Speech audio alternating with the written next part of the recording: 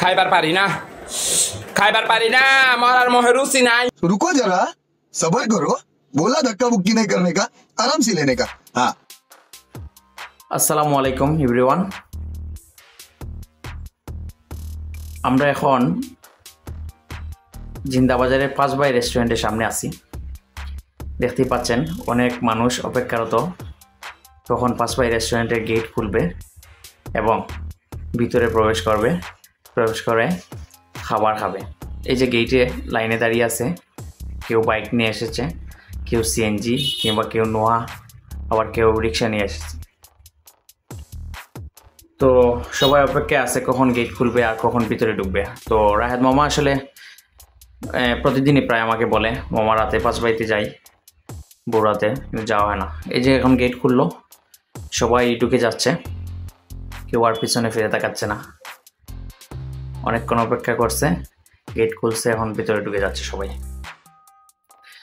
তো আমরা একটু আস্তে ধীরে ঢুকলাম, একটু বাইরের ভিডিও ফুটেজ নিলাম। এই যে দেখেন পার্কিং স্লট পুরো পার্কিংয়ে ভরে গেছে।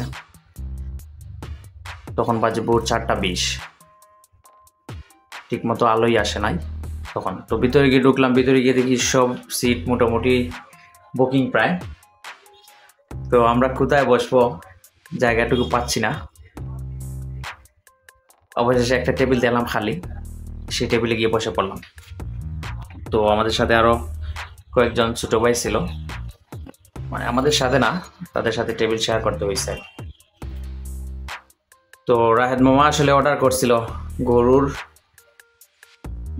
নলি যেটাকে বলে। তো উনি ওয়েটারকে বলছে আমাদের 2টা পায়া দাও। তো ওয়েটার বলতেছে পায়া কি ভাই, কিসের পায়া? তো রাহেদ মামা একটু ঘাবড়ে গেছে যে পায়া আর কোনো পায়া আছে নাকি। তারপর সে বলল খাসিরও পায়া আছে।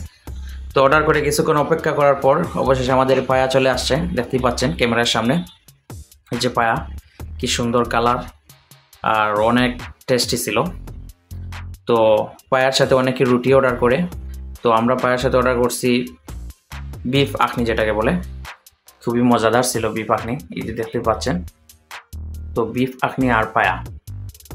তো পায়ার পাশাপাশি 5 বাইতে এই টাইমে গরুর কলিজি এবং মুরগের কলিজি গিলা যেটাকে বলে এবং খাসির পায়াও মিলে।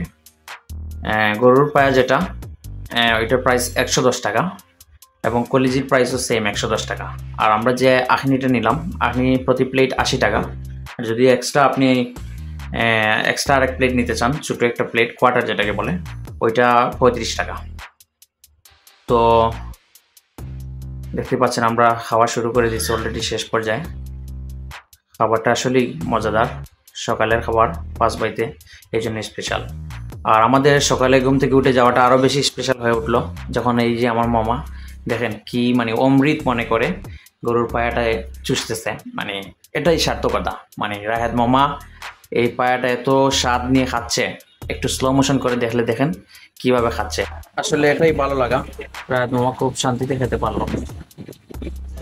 रुको जरा सबर करो बोला धक्का मुक्की नहीं करने का आराम से लेने का। हाँ তো আমাদের খাওয়া শেষ, এখন চলে যাব বিল দিতে। আবার দেখা হবে অন্য কোনো ব্লগে।